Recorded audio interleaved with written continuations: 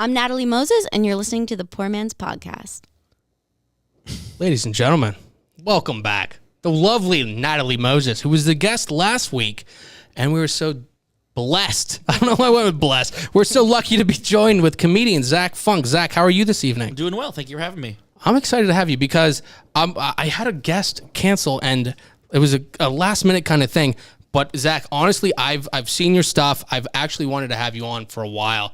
I saw something you were doing with Permanis or something. Oh, yeah. I did one of those Permanis pizza commercials. Can you tell us a little bit about it? Okay, so that was such a weird experience. Yeah. So, like, a little over a year ago, in one of the Pittsburgh comedians groups, this post comes up that's like, hey, we're an advertising agency. We're looking for local comedians to be in a pizza commercial. Yeah.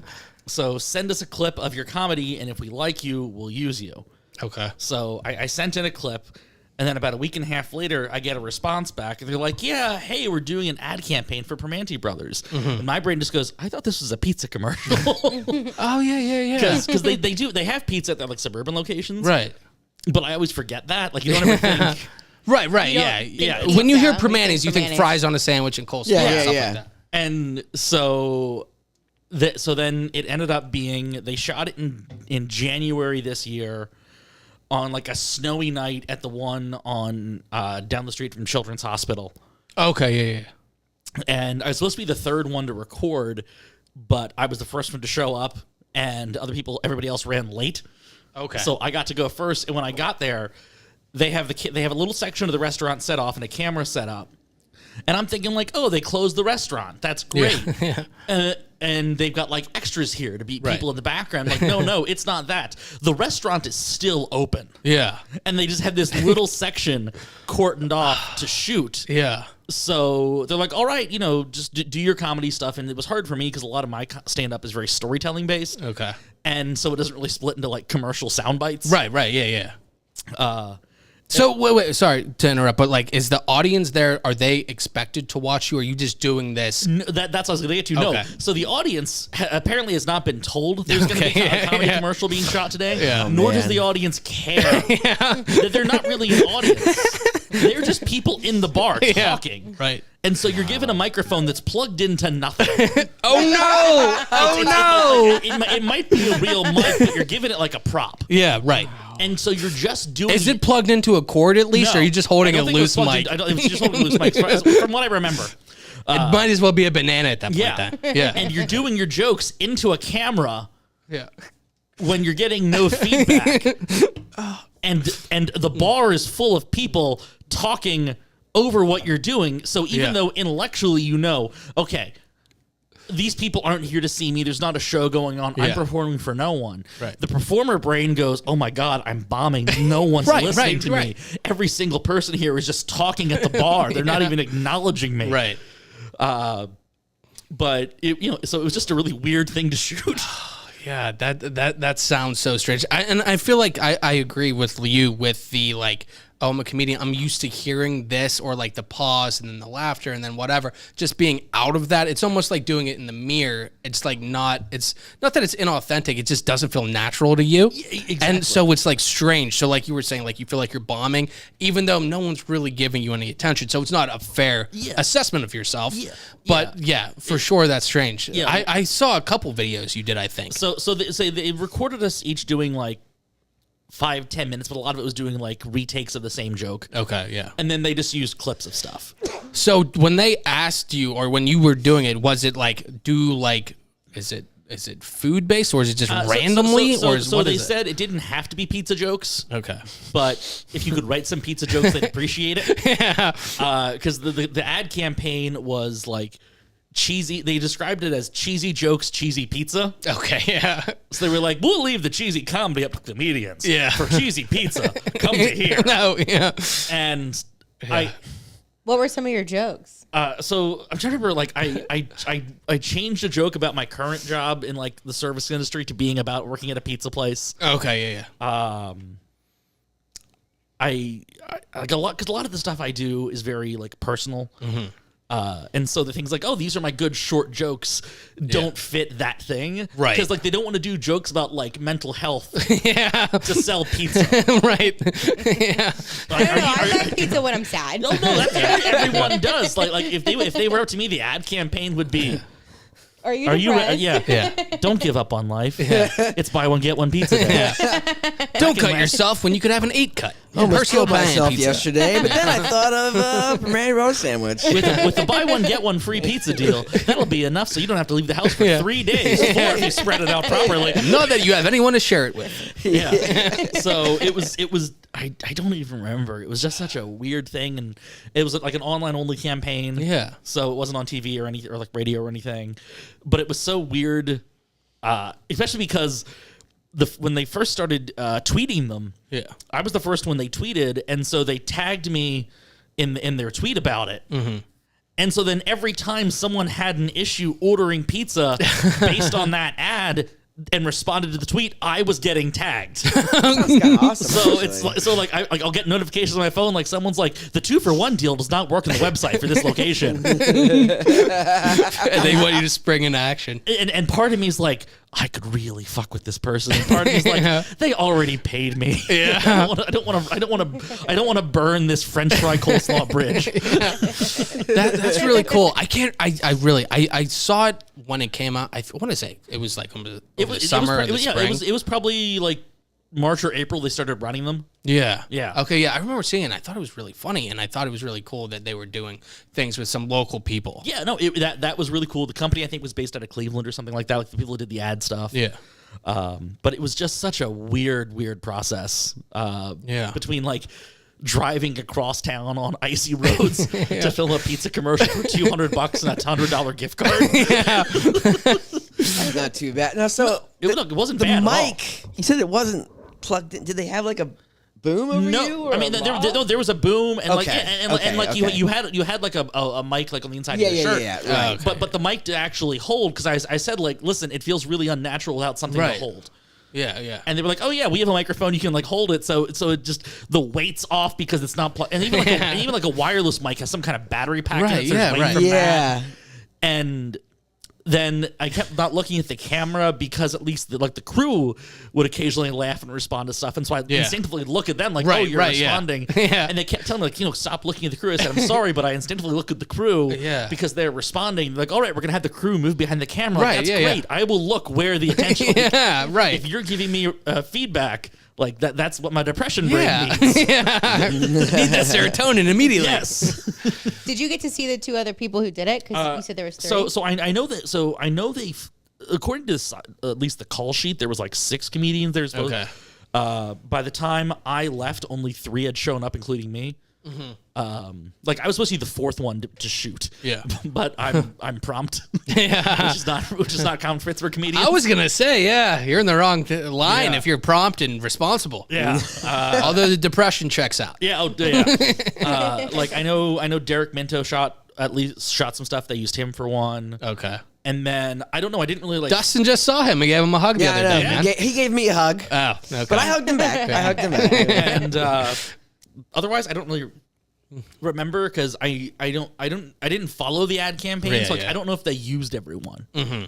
But I know they used me at least 2 or 3 times. Yeah, I remember seeing it at least twice, if not more than that.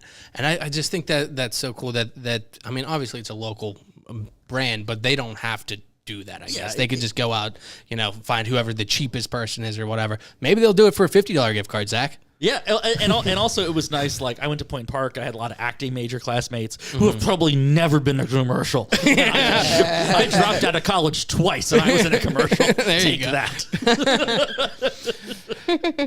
But like I was saying, that's cool. How long have you been doing comedy now? Let's see here, about 11 years. 11. So how did you get started with it? You just said you went to Point Park so did you start acting? No. So I always loved comedy as a kid. Like I used to go to bed listening to like Steve Martin albums and stuff like that. Like Muppet Show, once we had like cable and Comedy Central was a thing, you know, while other kids were outside like doing sports. I was watching Kids in the Hall reruns, things like that. What's his name? It's just I just saw that he was. It's not Dave Foley. Who the hell was it? It's Face. Yeah. Oh God, it's one of the. I can't remember what his name is, but he was supposed to be doing something with a workshop around here. Oh, yeah, in no, December. Kevin McDonald. Yes, He's yes. doing a thing at Arcade soon. Okay, is that what it was? He's done a few like workshops at Arcade. Okay, yeah. And I've always loved writing comedy. Even anytime I could, I would turn like school projects into comedy. Not in like a fuck you teacher way, just like, all right, this is a boring assignment. Right. I'm going to write jokes in it. Right, yeah. And hopefully the teacher doesn't at least, either they like it or if they don't like it, they don't dock me points for it. Yeah. And even that, and that went over to college. Like, I started off a journalism major. Okay. And my first real like journalism class. Yeah. Our first assignment is interview anyone about anything and write a little article about it. Okay. It's not to publish, it's just to show, you know, like, here's where a comma goes, here's what a period does, things like that. And a buddy of mine had legitimately gotten his arm caught in a can of Pringles. Okay. So I interviewed him about that and wrote an article about it, but I wrote it like it was one of those, like, miners trapped for a weekend, triumph of the human will kind of stories. And I turned it into my teacher. And the next class, he calls me up front and starts screaming at me because he thinks it's all made up. And I'm like, no, my friend really did get his arm caught in the can. I can show you pictures. You know, I exaggerated some things for comedic effect. And he's like, and you said he's going to sue Pringles. I'm like, well, no, that was just me being funny. And the teacher starts yelling at me even more, saying I have no journalistic ethics. And I'm making things up. It's like, dude, this is a practice homework assignment. I would think as a teacher, I would Yeah. think as a teacher, you should be happy that somebody's giving a shit enough That's to what I like would think. to make it entertaining. Like, you know what it is. Yeah. Like, have the common sense thing. Like I was saying earlier, there should be like a common sense clause. Like, you know what it is. Is it entertaining? Do you use punctuation? It's like things like that. Yeah. So Yeah, did you spell everything right? You know? I think so. Yeah. And so Hey. and so for one reason or another, I never thought like to try stand up or anything like that. I always knew it existed, and I always loved stand up, but I'd never thought that's something I could do. Yeah. That's something somebody else does. Yeah, Kind of thing. And then about 11 and a half years ago, I went on this first date with a girl, and we decided we're just going to go to Southside, kind of bar hop, talk, get to know each other. Yeah. And as we're walking around, she goes, hey, do you want to see my friend do stand up at this open mic at the Smiling Moose? Okay. And I was like, wait, there's a stage? Like, I can just get on stage and talk at people, and they have to listen? And so, Or they could watch the WNBA. Yeah. I mean, who knows? And so the next That's what it week, is at Willow. so the very next week, I just did my first open mic. Just like that. Yeah, just like that. After a first Did you date. have anything written, or you were just like, I'm going up? I mostly told, because my comedy's very storytelling, and I know I can be like funny in conversation, so I kind of just told stories, and you know, it was like a 4 minute, you know, open mic set that I managed to like not piss myself. And I remember my goal. That's key. Yeah, well, my goal for the first time I did stand up, which is still my goal every night, is just don't be the worst person. I think that's a good baseline to have. And I felt so good. That shows the confidence of the average comedian too. Yeah. Like, just don't be the worst one out there. And I felt so good because the guy that went up before me, he looked like Ben Roethlisberger had like too many motorcycle accidents. And all his jokes were about like roofing women and things like that. Like, they weren't even jokes. Like, it was just like one of the worst. It was just, let me say things to shock people or try Yeah. to get a reaction. And I was supposed to be up after him. And I'm just like, all right, I'm not going to be the worst person. This is my first time, but I'm not going to be the worst person. Only 10% of my jokes are rape related. Was that when the mic was upstairs or downstairs? Downstairs. Okay, it was still on that big weird stage. Yeah. But it was still the original one with it, Derek Minto and John Pridmore hosted. Pridmore, yeah. Back when they still hosted it. And then, you know, I made friends. I got my first show booked by Derek Minto in like October. I started in June. And it made me feel good about my life for the first time in like 5 years. Were you nervous? Like, Yeah, I mean, I was nervous. like excessively nervous? Like, I feel like it was just like an out of nowhere situation. You were like, No, I'm just I gonna wasn't. do it. I wasn't excessively nervous. I mean, because it was a lot of. The great thing about dealing with major depressive disorder since you're about 9 or 10 years old is that knowing that no stranger can hate you more than you. Right. Absolutely. I don't want to disappoint the stranger either. Yeah. So there was that thing of like, all right, here's something I've always wanted to try.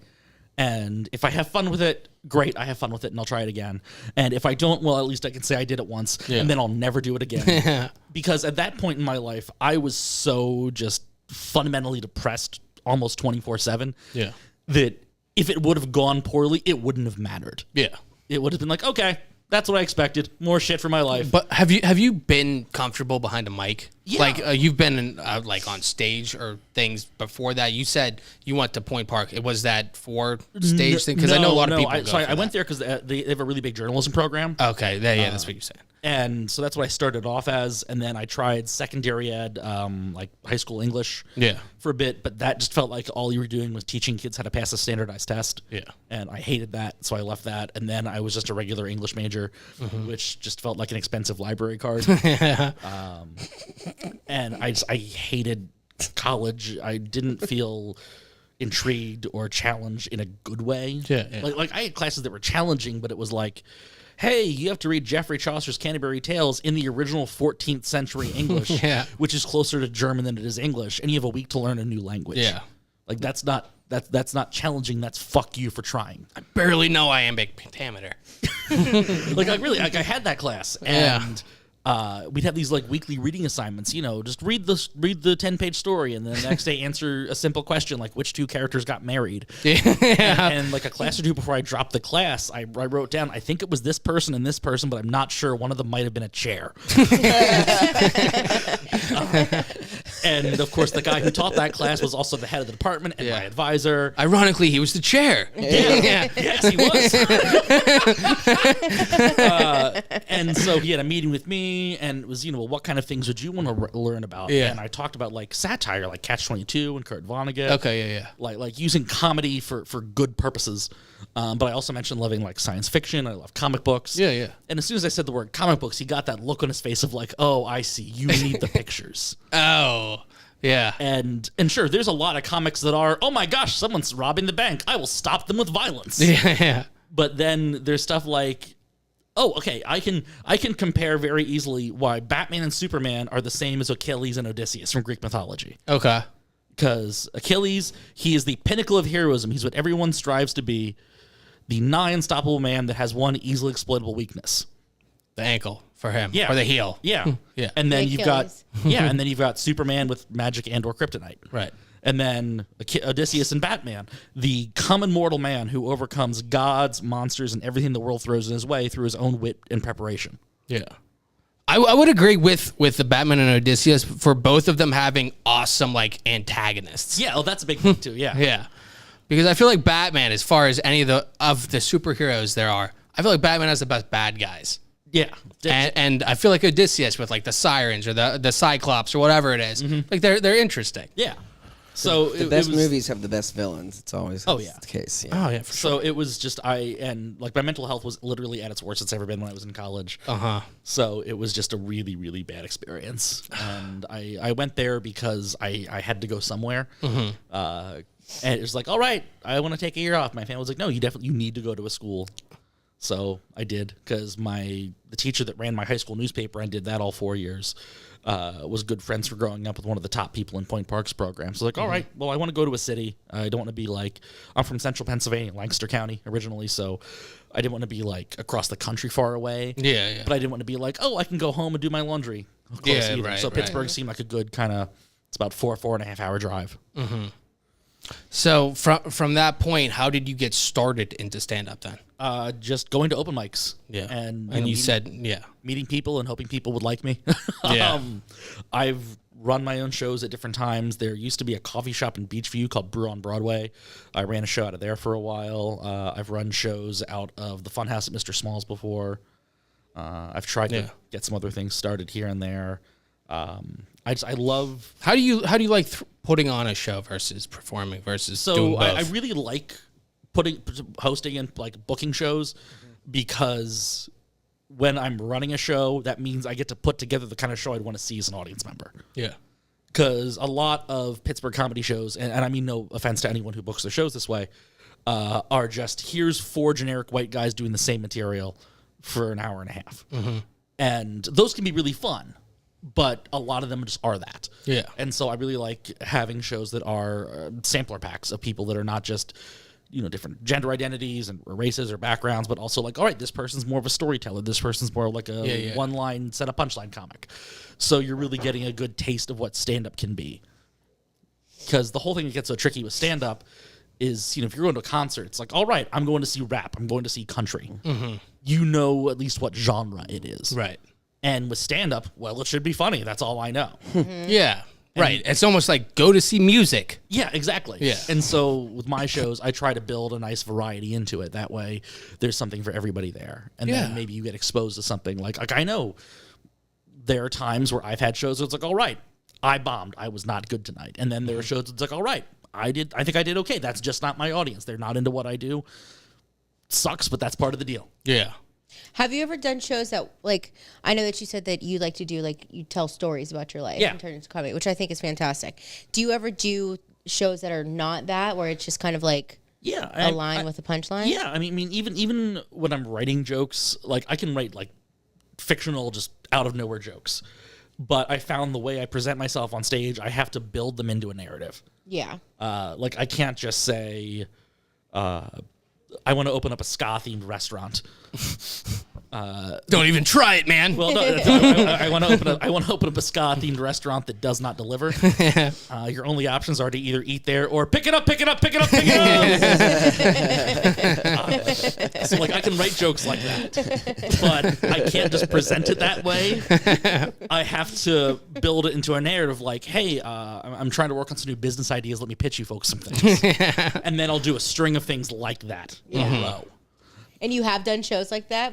I mean, even when I normally do stuff, it tends to be a mix of things. Or it's a lot of talking about my personal life and my experiences. Like, hey, here's the thing I went to. Let me tell you about it. Or here's an idea I had the other day about myself. And what does this mean in the bigger picture? Yeah. Did you have to teach yourself? I've never asked this to a comedian before. Did you have to teach yourself on how to transition properly? Yeah. I mean, everyone does it differently. In terms of even how they write out sets. Yeah. Like for me, unless I'm doing more than 10, 15 minutes at this point, I don't even write out a set list. Yeah. I just like having that kind of like just bounce around, see how I feel. But for example, like in 2019 when I did my album, that was I really had to make sure that I took the time to figure out what order I wanted to do everything in so I could have a natural flow between things. Okay. And then there are comics who just don't care about transitions. Right. And then, so everyone has their own kind of thing. Like a lot of the time, I try to craft jokes with layers to them that have like this sounds pretentious, and I'm sorry that sounds pretentious. I can't wait. Jokes that have like a smart quality and like a more common quality to them. Yeah. And then I can usually pick up on the audience like, okay, oh, you got the smart part of this joke. Yeah. Great, I can do more material like that. Yeah. Or you got the more common part. Like I have this bit on my album about how I got to go to the 2015 Pirates Cubs wildcard game where the Pirates got just destroyed. Yeah. And the game was basically over by the fourth inning, which meant at that point there was one inning left for each of the 5 stages of grief. And so I wrote this bit about watching an entire audience of people go through the 5 stages of grief together, inning by inning in a baseball game. And so I can usually tell if a crowd likes that at all, because sometimes they don't. Yeah. I can usually tell, all right, are they into this because it's like a Pittsburgh sports joke? Yeah. Or are they into this because they get like the psychological aspect of it? Yeah, right. And then, okay, good. They like the psychological aspect of it. Great. I can do more like kind of heady jokes. So you feel like you almost like audible, like while you're going to stay on the sports thing. Like you have this, okay, well, I feel like it went this way or this way, so I'm going to veer to the right.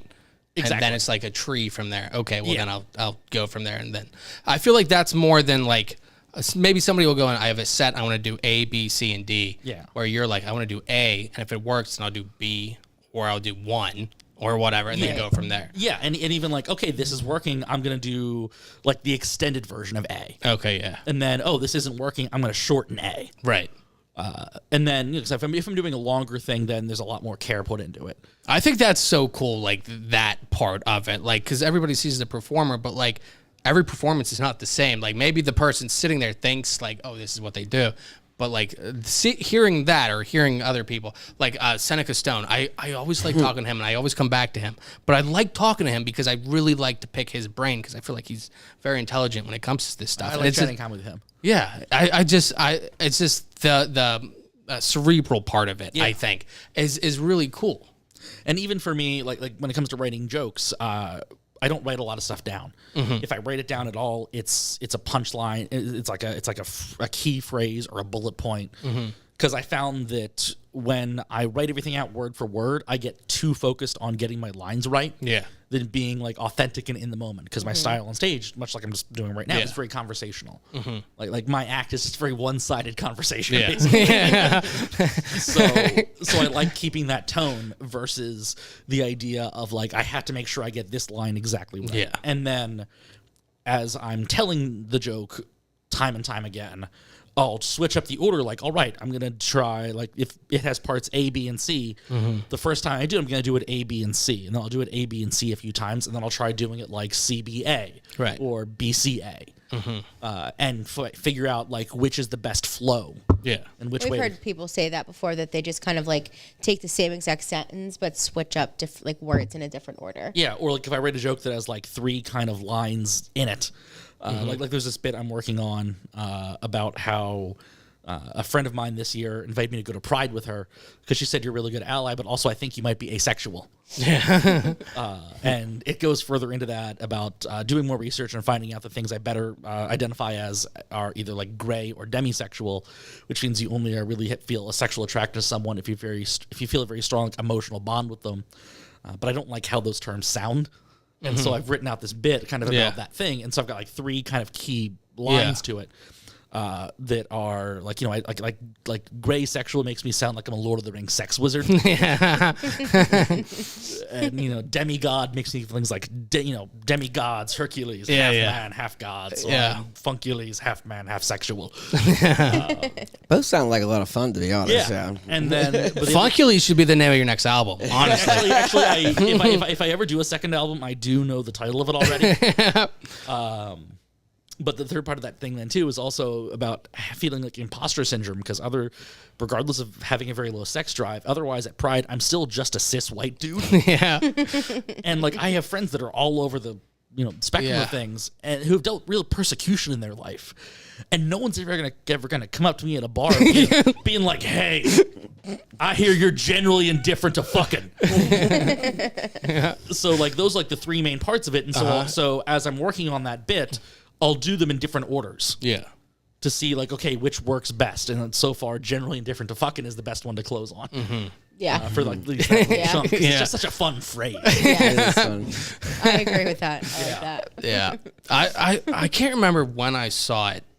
This is kind of a side note, but I remember seeing something, I think it was in the last year, because I remember seeing stuff from everybody, and like I remember clips. Did you do something in like New Mexico? Yeah. I've done the Albuquerque Comedy Fest. Is that what it was? So how was that? Great, fantastic. Was that in the last year? I hope I wasn't I've done like it, 10 years ago. Yeah, I did it this year. I did it last year. Okay. I performed in Albuquerque 3 times now. So how does that go? It's great. I mean, it's if anyone's a comedian that's watching or listening, it's a fantastic festival to look into.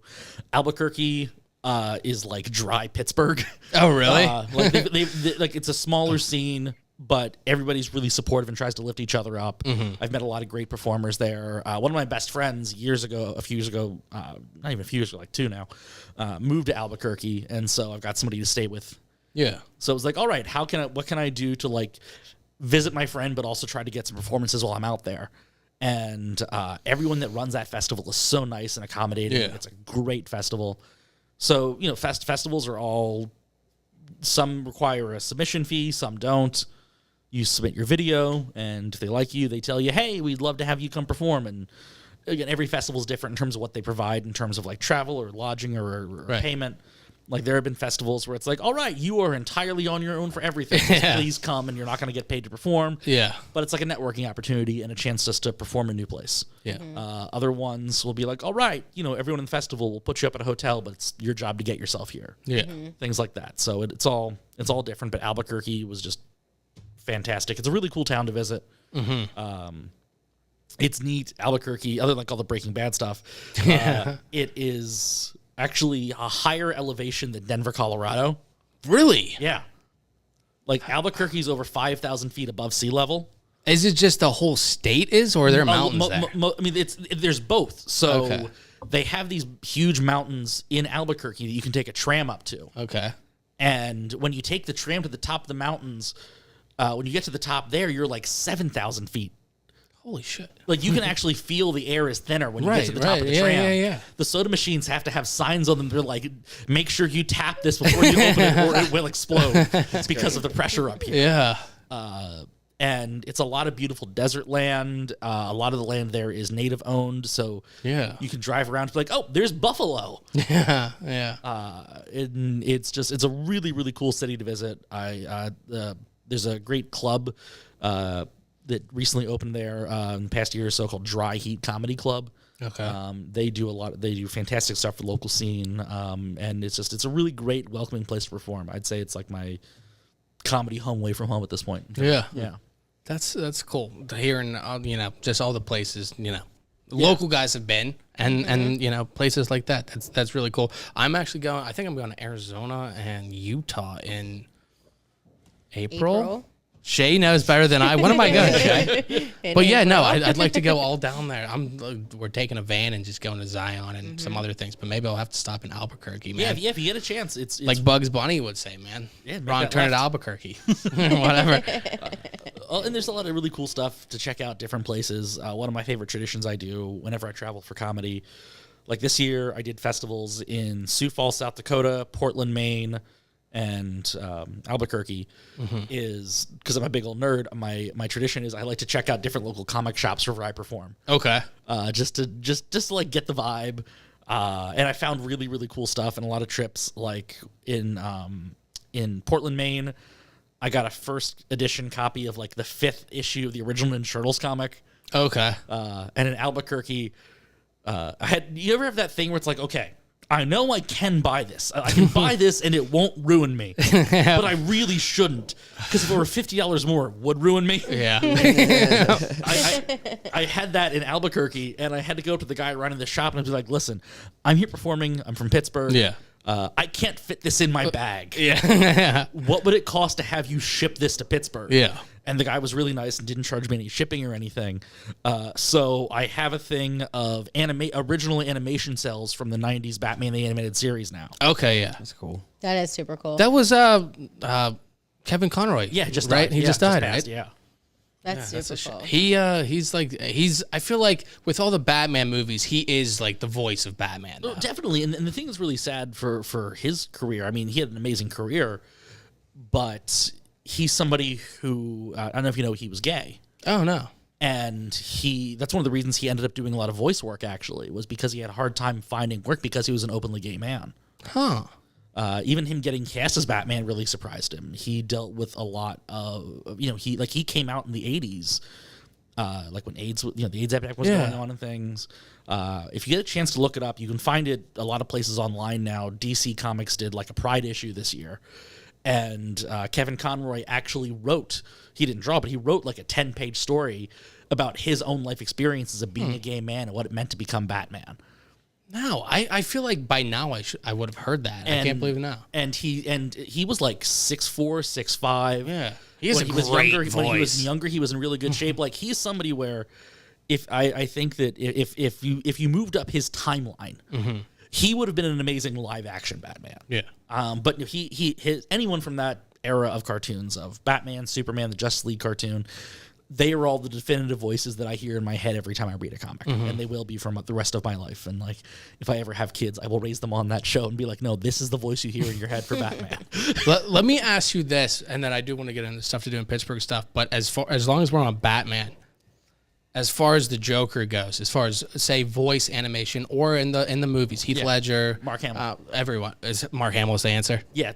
Mark again. Everyone from that to me is the definitive. Okay, yeah. Like Heath Ledger did a great job, and his take on it was a lot of fun. But I think Mark Hamill captures the most range. Yeah, because Heath Ledger just does this like weird menacing anarchist Joker, but Mark Hamill had to do like the fun light Joker and the serious Joker, and the way he could take the voice up and go down and really bring so much flair to the character. There really is such an art to voiceover, and I've been more obsessed with this recently because there's this great documentary. I think it's called "I Know That Voice." It's a fantastic. I was about to say I was going to bring that one up. It's an amazing documentary. It's really, really good. I highly recommend it. But just the voiceover acting, like I think it's so cool anymore, and just like the emotion you get, like it's very different from just talking to like enunciating things, and just the way the voice goes. It's super cool. Mark Hamill is super good, and Kevin Conroy, like we were just saying about Batman, like he really is. He's the voice to me for Batman. There's these great videos on YouTube. They did them in a few comic conventions where they got like really big name voice actors, and they would do a live read of like the original Star Wars script or things like that. Yeah. Like a live table read, and every like 7 or 8 pages, they'd all change what voices they were doing for the characters. Really? So like, all right, right now we're gonna have Pinky from Pinky and the Brain as Darth Vader, and we're gonna have it's all the actual people just switching up their voices back and forth. Oh, really? Reading all these reading the scripts of these movies, and they're so cool to watch. That's fun. That is cool. I've seen that. That's hilarious. Yeah, that's like I was saying, that documentary is really awesome. I definitely recommend it. Zach, do you have any shows coming up or anything that, or anybody who's interested in finding any of your stuff? Yeah. Where can they find it? First of all, like I mentioned my album earlier, it's called Brains Are Weird. You can find that on all the major online stuff, Bandcamp, Spotify, Apple Music, iTunes, Amazon, Google, all the good things. You can find me on YouTube. My channel is called Joker Funk, which is nice that I picked that way before I started doing comedy. That was just, I love the Joker. My last name is Funk. Lucked out there. I'm also the co-host of a channel on YouTube called Is It Worth a Sandwich? Oh, okay. What is that? So that's interesting. That is a mostly video game channel that I do with my roommate. So my roommate at 37 is my old college roommate because life is circular. And the original concept of the channel is based on our old broke college student metric of if video game was good or not. Okay. Which was I can eat dinner tonight or I can spend $10 of the exchange on a used PS2 game. So that's clever. So those episodes of the actual Is It Worth a Sandwich episodes are play game, eat food, tell you which is the better experience. But we also just do playthroughs of stuff. I work for a local distillery. He works for a different local distillery. So we both love cocktails and cocktail making. So we do a reoccurring episode format called Drinks on the Internet. Okay. Where we make, sometimes we find recipes, but we mostly make original nerdy themed cocktails. Okay. Like we'll pick a TV show or a movie we really love and do drinks inspired by props or characters. That. Yeah.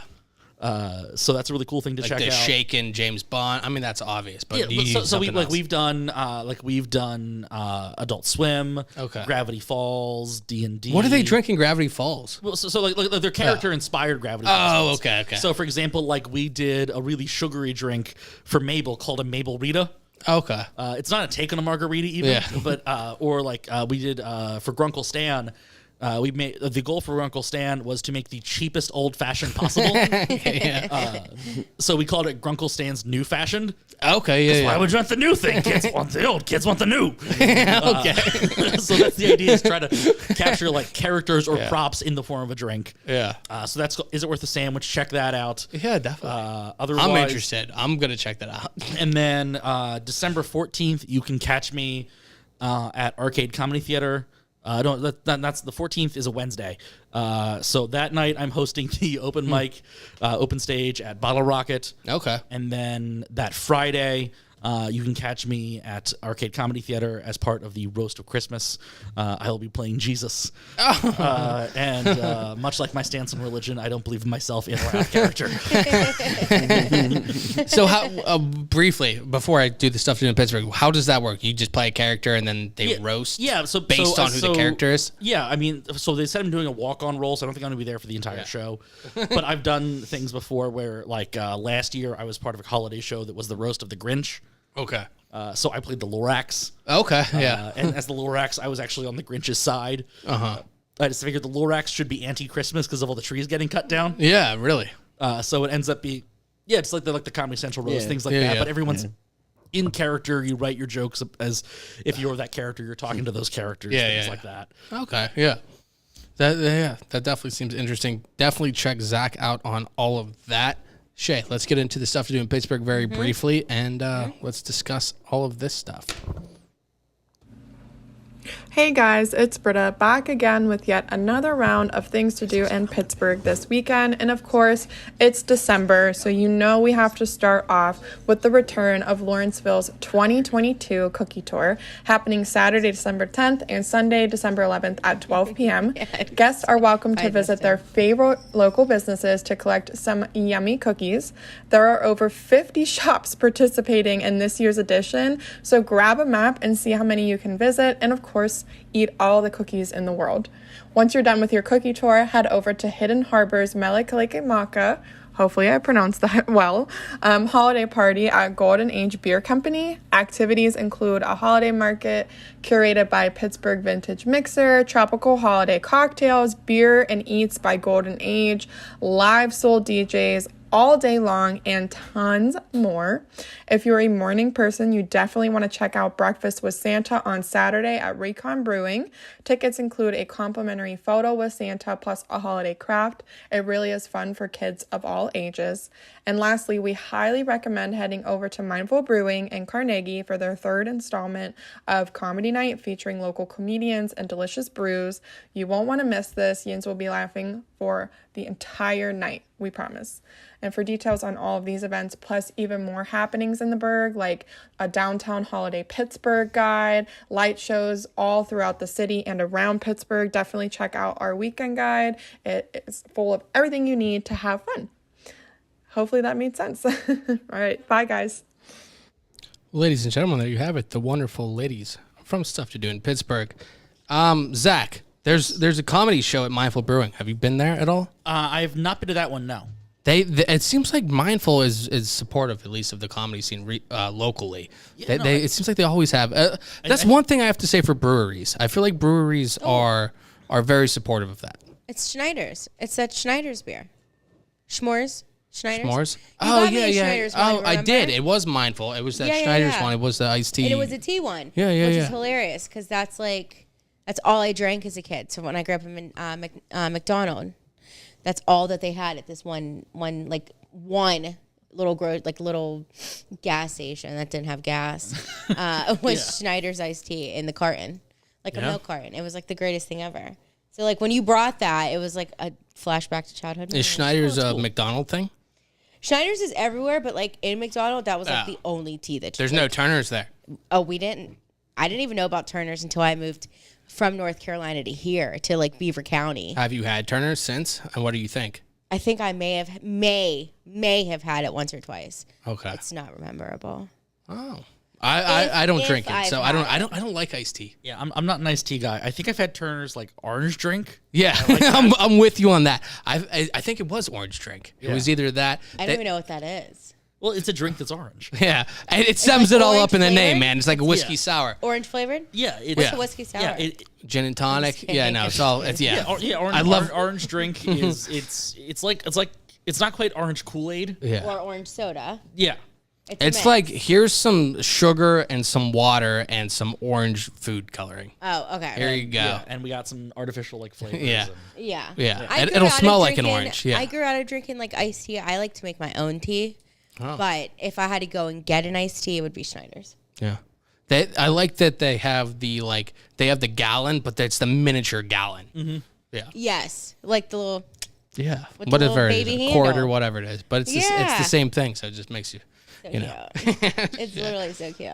Shay, they have the cookie tour. That sounds pretty exciting. I would do that immediately. No, that sounds really neat. Yeah. What's your favorite cookie, Shay? Holiday season, there's a cookie table. You go to a wedding. What's the cookie you look out for, Zach and Shay? Don't ask Shay. I have no clue. You don't know a cookie? So, for me, I hate lady locks. Don't ask me shit. For me, it's not a cookie, but if it's like a cookie table at a wedding, they often have Buckeyes there. Okay. I love a good Buckeye. Anything like peanut butter. Buckeye's definitely good. Yeah. But if we're speaking cookie, I'm going to go barely baked chocolate chip. Okay. I think but that's not going to be at a wedding. A lot of places don't make them, but I really like toffee chip. Okay. So basically making chocolate chip, but you use like crushed up like Heath bars. Okay. It's really good. Yeah, I've had those. Those are delicious. Yeah. The texture difference is nice. Nobody makes them, but I feel like the wedding cookie is same with like the Christmas cookie, the holiday cookie, where it's like you like 10% of it, and then the rest is just filler. Like nobody eats that. What cookie is it?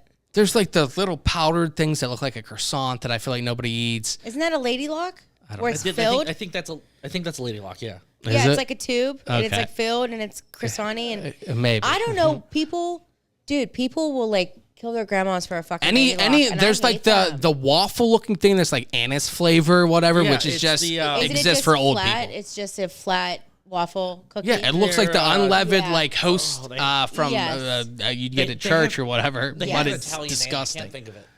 Did you see the ones that they make that they're literally like a waffle cookie, but they're kind of softer, and they have a filling, usually caramel, a very small filling, and it's round, and it's the perfect size of a mug, because you're supposed to make hot coffee or hot tea and set it on top of there, and then it softens it, and it kind of melts that caramel, and you eat it like that. There's Stroop waffles. Is that what they call them? I think it's the name. maybe. At least They're it's something good. like that. They're Yeah. good even without the. That's a good idea, whatever it is, regardless. Yeah, man. they sell them all over the place. I don't know when they came out. Yeah. What's your favorite cookie, Christopher? What's my favorite cookie? How about the zebra cakes? While you're thinking, Zebra cakes are fine. okay, They're, but do you think the Christmas ones are better? yeah. Well, the zebra do. cake is not a cookie. No. I said while he was thinking. Yeah. That was just a random thought. you know what? I think that the Christmas. I don't zebra know if it cakes are counts as best. a cookie, but like those pumpkin things with the orange icing. I'm a big fan of those. I like the You love pumpkin cookie. pumpkin. Yeah, I mean the basic. I like a snickerdoodle. I like a chocolate chip, Okay, man. snickerdoodles Yeah, are a definitely snickerdoodle good. slap, man. If you're making me a regular, like basic cookie like that, like a snickerdoodle chocolate chip, I want it gooey. Pull it out the oven gooey. Let it finish cooking on its own, and yet it's still extremely. That's soft. key, because what you need to do is you need to cook it, and then it'll feel like it's not cooked enough. But You pull take it out, you let it sit. You got to let it sit, It's gonna man. keep cooking. Why don't people? You gotta cook let that? it sit. Yeah, absolutely. Then you get it, and it's it's not too hard. You leave it in there until it perfect. feels like it's cooked. Oh, it's too done. late, Shay. It's too Fucking late at that burned it. point, man. I'm not eating your shit cookies. Absolutely not at that Now, point. you gotta piss me off. You cannot come over. what you need. You gotta take it. You cook it. It'll say cook it at whatever temperature. You drop that 10. Oh, you drop it drop it. 10 at least Minimum. And you don't cook for the full extent, and then you check on it. Okay. You baby that, then you get there. When you feel it, it's trial and error, man. It's It not is. something you go into. You don't learn it right away. Yeah. Trial and error. You need at least 3 batches. I've worked in the restaurant I work at right now for 8 years. Okay, on December 1st, I want to kill myself. But anyway, I've worked there for 8 years, and I used to work in the kitchen. It took me 4 years, Shay. 4 years to figure out how the oven worked with the snickerdoodle, with the white macadamia nut one, and the chocolate chip. They all cook on different levels on different things. But I have it done, and there's a science to cookies, There man. is. There's a You are science. right. It's the thing they say with cooking. It's just like you cook, but baking is a science with things. is. Yep. You really do need to learn it, and it why- is consistent. With That's that. why I don't bake. I think that's why I like baking more. Like if somebody was like, "Hey, we're having like a gathering. What do you want to bring? You can bring any type. You can bring a finger foods. You can bring a bake. You can bring a plate. Like you can bring whatever you want." I'm going straight for baking. Okay. I don't give a shit if you give me like just make a dip. Like What- no, I'm not doing that. What's I'm your baking. signature dish? I don't really have one. I'll literally bake whatever is given to me. I'm not really afraid to bake. Like I feel You could very bake a pie right comfortable now. and yeah. If I said, Shay, I need you to bring me a Dutch apple pie, you could make it from scratch. You think I won't have it delivered to your house fucking Wednesday? Oh, Don't, because you know that I will. Absolutely. I'm super confident. Now, if you were to like make me like a Thanksgiving meal, I'd be like, yeah. no. You get canned green beans Yeah. and an already cooked fucking turkey. I'm with you. I no kind bone. of yeah. I feel like there's more pressure when you cook versus the baking. Like I feel like Yeah. they To me, give you the more. other way around, because I like I come from like my mom loves to cook, Yeah. hates to bake, and I pick that up from her. I don't love to cook, but I enjoy it when I have the energy and time. Yeah, yeah. Because you can have that thing of like, yeah, that's about the right amount. Yeah, that's right. Like, you can play with it more. Right. And baking is like, oh, you put in 1 extra grain of salt, Yeah. you're going you're to hell now. Yeah, you're fucked. That's exactly what it I is think now. that's why I like it, because it's so particular. Like you have to Yeah. on point. Yeah. And maybe it's just the fact that I'm like attention to detail, Yeah. or it's the the feeling that you get when it comes out and it's fucking delicious. And you're like, yeah, like obviously. I feel like with baking, you need to be precise to just put out what is like the normal thing, where like cooking is like you have more control, but you have like a higher ceiling to like, I could create something incredible. With baking, it's like, we want you to hit what it is. You can only fuck it up from that Uniformity. point. Right. You want it to be consistent. With the baked Alaska that I had there, I want it to be as good here. But with this, maybe the saute you do with the stir-fry vegetables with the halibut, maybe it's better there than there because you threw a little, extra Thai chili sauce or whatever it is. Yep. Yeah, whatever. Like, as a bartender, I was running into people like, oh my God, this was so good. And I'm like, yeah, well, you came to like a bar that has good things. Right. You know, that's one of the things. If you're going to like a shitty South Side bar and having making an old fashioned was like, here's old granddad, and and we got some freezer burnt cherries. That we have been there since like since Reagan. Since Jonathan the Tortoise was around. Oh, you weren't here for that. I heard. I caught that. 190. Yeah, dude, out here living his best life. He has so many secrets. Zach. It was Andrew Jackson was president when this tortoise was alive, man. There's 40 presidents 40 since. presidents. That's insane, man. He's been alive double Betty White's age. Yeah. Double plus 10, man. That's what I mean. Yeah, absolutely. Or wait, she was more than 90. She was 99, wasn't he she? was 90 when she was born. That's what threw me off. Yeah. Wasn't she like... She was 99. It was. She died in like this. She died probably around this time last year. And her birthday was in what, January or February? I think it was in January. Because I thought she was extremely close to being 100. Yeah. And I think the worst part about being like 199 is there's so many generations that aren't calling you. Oh, she died on December 31st, 2001, and her birthday was January 17th. That makes me want to wait, we're talking 2.5 weeks. Well, not 2001. Oh, sorry. I was like, no, that's not right at all. she was born. Where did I get that? She died in 2021 and was born in 1922. Oh, yeah, I was going to say, was that her ghost all those times like Craig Ferguson? Yeah. She died 10 years ago. It's just been the Michael Jackson hologram. But no, that's insane. I think, I don't know. I think that's so cool, Zach, with everything you have going on. You said with Bottle Rocket on Wednesdays. Check that out. Yep. Yeah, that's once a month Wednesdays usually. Oh, that's once a month? Yeah, usually the second Wednesday of the month. Okay. Where is Bottle Rocket? Allentown. Oh, okay. Oh, that's not that far. Do you know where like Black Forge is in Allentown?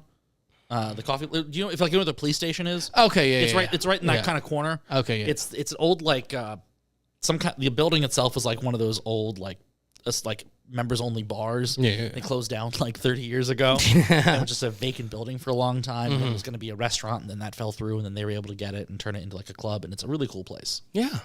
I've only heard good things about it. But thank you so much for coming on, especially with the late notice. I appreciate you being here, man. My pleasure. I mean, really, if I weren't here, I'd be at home playing Fallout. So. Oh, well, you know what? I appreciate you taking the time, man. I'm glad to know. Anytime, I'm glad to fill in where I can. I'm just glad it worked out that I saw your post and I was like, oh, yeah, I don't live far away. I don't work far away. That's super. And that's one thing. I just moved. I used to live right down the street, and then I moved back to Beaver County for work. And I love it having the podcast from Bellevue because it's a centralized location, kind of. It's closer to the city. Plus, like there's a mic here every Thursday. Like I feel like I would like to bring more people in here. I think this is a cool venue, and I like having new people in here. And like I said, Zach, you've been on my radar. I'd like to have you on before, and I'm glad this is the opportunity we got to have you on. Yeah, it was an absolute pleasure. Thank you. Thank you so much. Thank you, Dustin. Dustin had to leave. So if you're watching, he didn't just pass out. His throat didn't close up from the beer or anything. Damn you, Thanos. But yeah, I guess he had a hard out. So thank you to Dustin for stopping on. Thank you, Zach. Shay, it's been a pleasure to see you and your Christmas vest. Your Christmas best. Look at you. Literally here with bells on. I'd have it no other way with you, Shay. It's wonderful to see you. It's my pleasure being here. For Dustin, for Zach, for Shay, I'm Chris. Thank you for listening. All I'm going to say is I'm so happy that I was allowed to be part of your day. Thanks for listening. Thanks for listening. We hope you had a good time. If you did, be sure to subscribe to the show to catch the latest episodes and share with your friends. We can't promise not to embarrass you. And if you just can't get enough, follow us on Instagram at Poor Man's Podcast 412, Twitter at Poor Man's Pod 412, and Facebook. This is Pittsburgh's own Poor Man's Podcast, signing off. See you next week.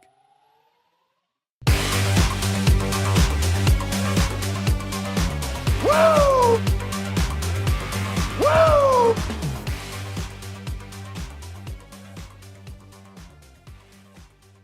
I need a